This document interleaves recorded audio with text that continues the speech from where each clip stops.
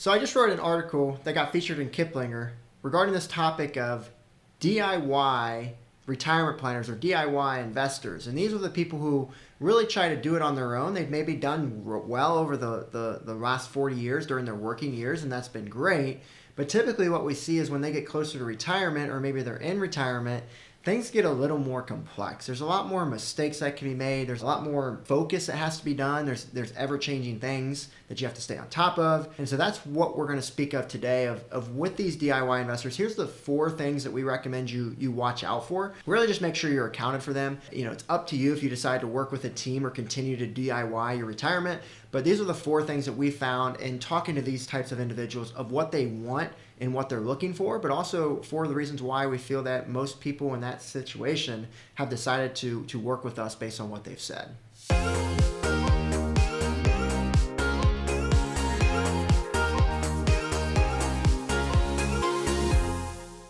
So one of the biggest reasons that DIY retirement planners look to seek out the guidance or help from a professional team is because of the advanced tax planning.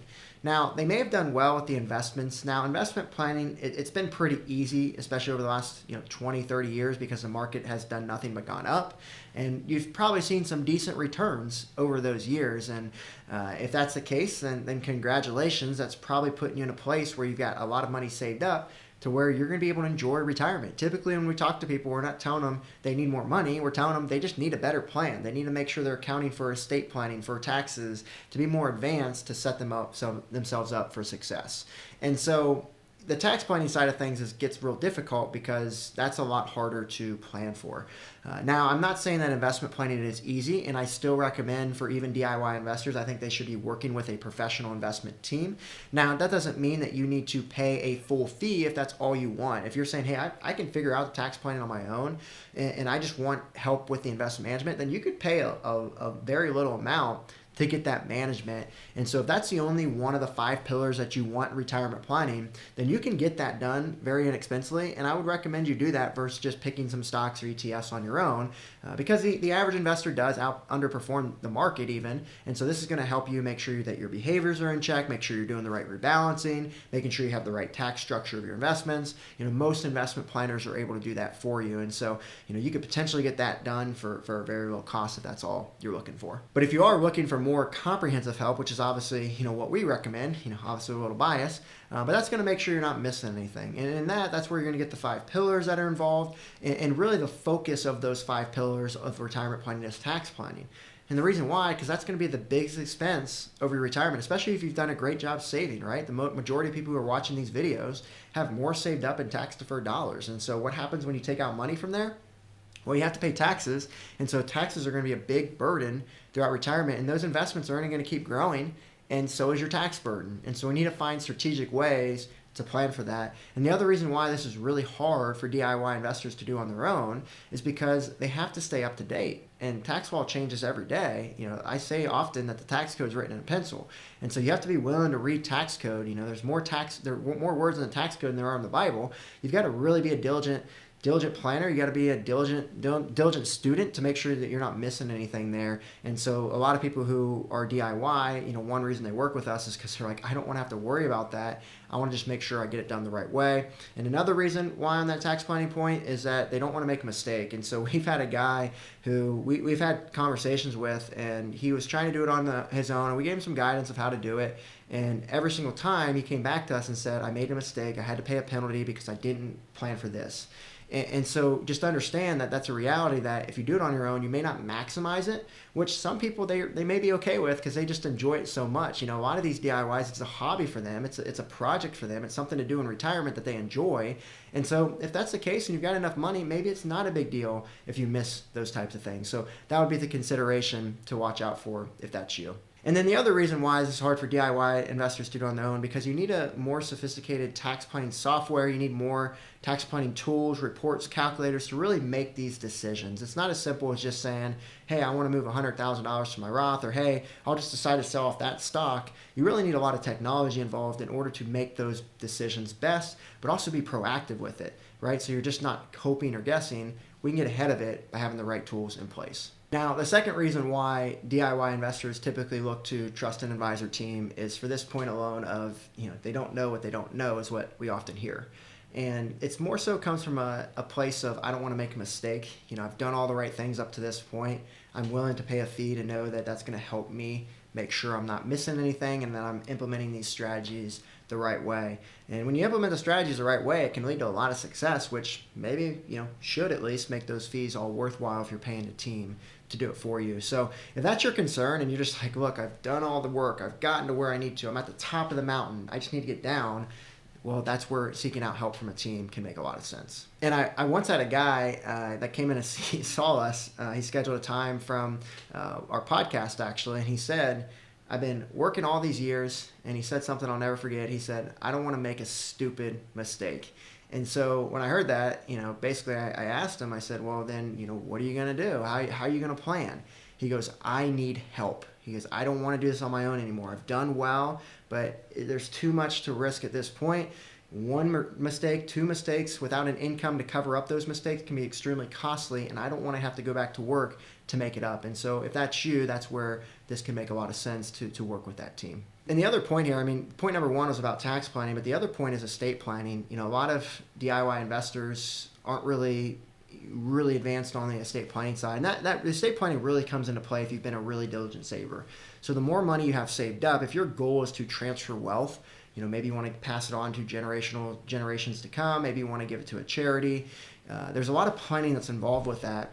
And so there's a lot of tax planning strategies associated with estate planning to make sure that you get the most money to the loved ones or the organizations that you want to get the money to.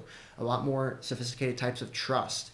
You have to be aware of things like the estate tax, which would take up half of your wealth over a certain point. All of these are factors that you can plan for, but they're going to require you having a team of people that are working together and collaborating. And so we call this a family office approach. And so with a family office, it's where you have your estate planner, your CPA, your tax planning, all coordinated, all working together to make sure the strategies not only are seen, but get implemented. And so that's where we're seeing a lot of success for those high net worth investors or more. Make sure that they get that advanced type of help they're looking for. If you don't have as much money saved, you may not need that type of collaboration, that much of advanced planning, because you may not have as much money to plan for. And so, nothing against that crowd, just understand that you may not have to work with a team that does that sophisticated planning. You may be able to work with a firm that maybe does more simple planning, maybe a firm that serves, everyone. And maybe not someone who's more specialized in that realm of high net worth investors. And so those are the things you want to look at too if you are looking for a team to work with. And now I have to close this point number 2 with a story that one of our advisors shares very often. And it's a bit humorous, but it's pretty true. And so something he says is, when we speak to DIY investors, we ask them of, hey, how long have you been really focused on retirement planning? And again, most of them haven't really had a background. They haven't done in-depth planning and studying of the tax code. They haven't been watching investments every day. They're not having any specific investment process that they're following to pick their investments. They're just kind of picking whatever's out there and maybe just following trends. And so if that's the case, are you really going to trust yourself to make those decisions? So what one of our advisors, jokingly says in a very friendly way is, hey, if I was, went back 30 years ago and I didn't have any of my license and I just got into the industry, would you trust me with your life savings? Haven't had any clients, haven't done any of this work. Would you trust me with your life savings? I've done a lot of work on my own. I've picked investments on my own. I've looked at a few things on Investopedia. Would you trust that person with your life savings? And so his point was, if you're a DIY investor, what is your expertise? How much time have you really spent with your craft of making it to where it needs to be to make sure you're not missing anything with that plan? And so his point is it probably makes sense to work with a team. And something we always say here at Peak Retirement is whether it's us or someone else, pick a team who's going to do this type of planning for you. We just want to make sure as many people get that type of planning that they're looking for to live that retirement that they've been dreaming of.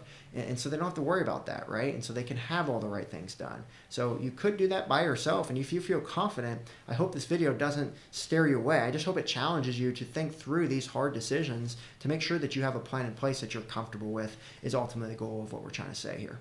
Now, the third reason why a lot of these DIY investors are looking for help is because of simply delegation. Now, we've touched on that a few times in today's video so far, but really just thinking about it from a standpoint of, man, I don't want to worry about this anymore. Retirement's supposed to be fun. I'm supposed to be traveling. I'm supposed to be spending time with grandkids. I'm supposed to be spending time with my spouse. I'm supposed to be going on long walks on the beach, right? Maybe going to the best restaurants. I shouldn't be spending time planning my retirement. And so that's where a lot of people just say, hey, get this burden off my plate. Let's make sure we get this done the right way, but also to make sure that I don't have to worry about it and you can buy yourself time. Now, I'm a big believer of buying yourself time because it's a resource that's very finite and you can't get it back. And so you can spend a lot of time in retirement planning this out, but how much of that time is wasted of spending time with your family that you want to spend? And maybe you're on vacation. Are you going to really be checking the market? Are you really going to be staying up to date on all the financial planning that you're doing? Or are you just going to let it ride and not be checking anything? And so then that's where mistakes can happen. That's where things can get missed, is from what we see. And we always say that if you're not doing this full time, it's going to be really hard to stay up to date. And that's where delegating to a team who that's all they do, a team who really is more advanced and specializes in the type of people that you specialize in. So again, if you're a pilot, you want to work with a financial planner who works in pilots. If you're an anesthesiologist, you want to work with financial planners who know that world. If you're in retirement or near retirement and you've got a diligent amount saved, you want to work with a team who sees that every day, so they're specialized in it. So something at Peak Retirement that we believe in is we specialize in helping those who are about 55 to 70 who are in or near retirement who have been diligent savers. And so when we focus on that niche, we're going to see the same type of people, we're going to see the same type of issues, and we're going to be experts in that area. Now, for a 40-year-old who comes to us with student loan debt, we may not be the best to help them because that's not built into our process. Those in or near retirement typically don't have student loan debt, so we're not going to be an expert in that area. So again, it's important to work with a team where you're going to see the most value based on their expertise. And again, it's kind of think about it as the family practitioner and the person who specializes in something from a doctor standpoint. You may go to your family doctor every year and they may help you with just routine things and they may have done well, but if you got a heart problem, are you going to trust your family doctor to do that heart surgery for you? Or are you going to go to a doctor who specializes in heart surgery who's done it many, many times? So again, just to give you that idea that where you at this phase in your life and what kind of help do you have to get is something you have to ask yourself. And I tell a story in the Kiplinger article that I'm talking about here today of basically an example of mine. One weekend I had an issue with my plumbing and I tried to do it on myself and it took me 10 plus hours and it was a lot of money. I had to go to the store and get all the tools because I didn't have them. It was a lot of headache. I didn't get to enjoy my retirement. And it probably ended up costing me not only more money, but also the time, which I said earlier is probably one of the most important things to me. And so that lesson I learned there is make sure you get the professional help so you don't have to do it and so that you can enjoy and do what you want to do most. And that was a big lesson for me. And, yes, I had to pay money for it, but it was well worth it. If you've done your job, you've saved enough money, what are you going to do with your money? You're just going to keep growing it and, give it away at some point? Well, if that's your goal, I don't want to prevent you from doing that.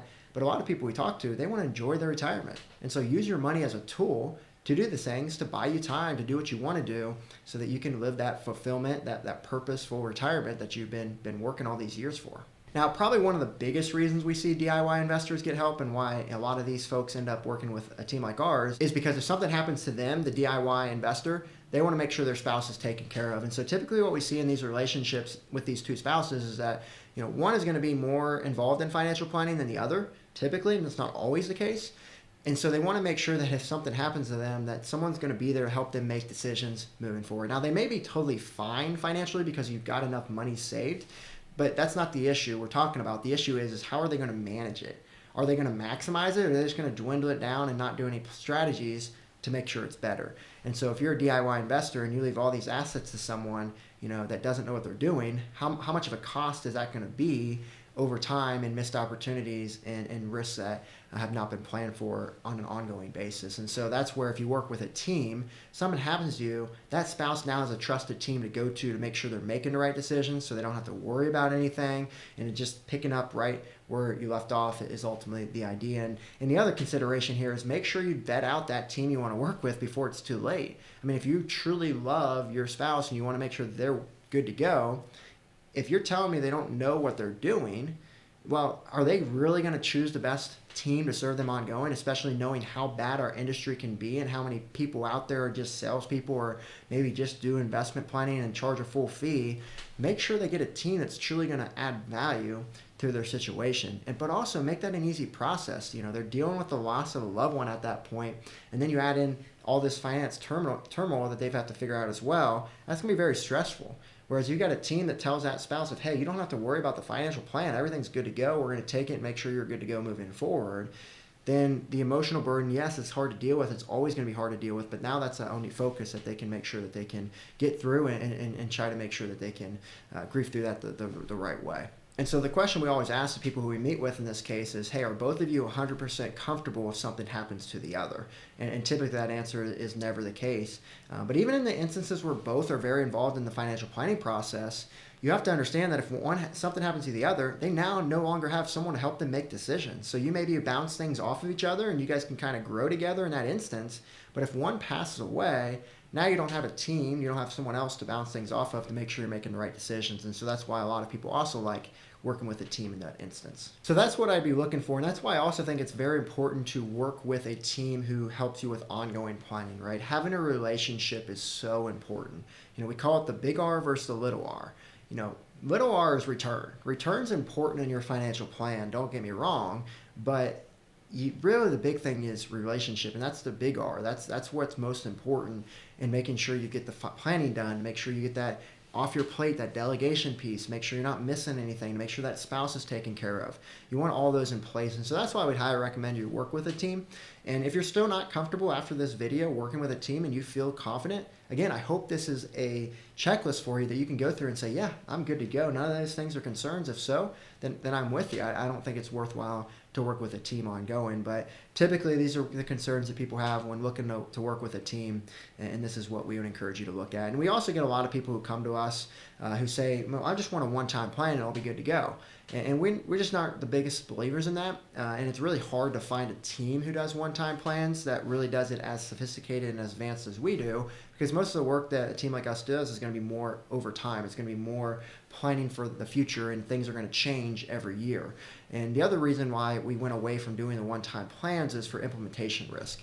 We would give people things to do, but it was so advanced that they weren't sure how to do it. But also it was hard for us to collaborate with their attorneys and all the other professionals when we're just doing a one-time plan for them and it's not an ongoing relationship. And so it's really hard to have that oversight to really make sure we're making the right decision as time goes. So that's my other recommendation. If you are going to jump in and work with a team, go all in, work with a team ongoing. It's really going to serve you in the areas that you need served the best. And so after you watch this video, if this is the type of planning you're looking for and you feel like our team may be able to help you, then you're more than welcome to schedule a time with our team to see if we can serve you. You can click on the link in the description. There'll be a little intake form to fill out. Just fill in some questions to give us a better feel of your situation to see if we can help you. And if so, then we can go ahead and schedule that time and have that conversation to see where you're at and see if we can help. So with that being said, that wraps up the episode of Joe Knows Retirement here today, and we'll catch you on the next one.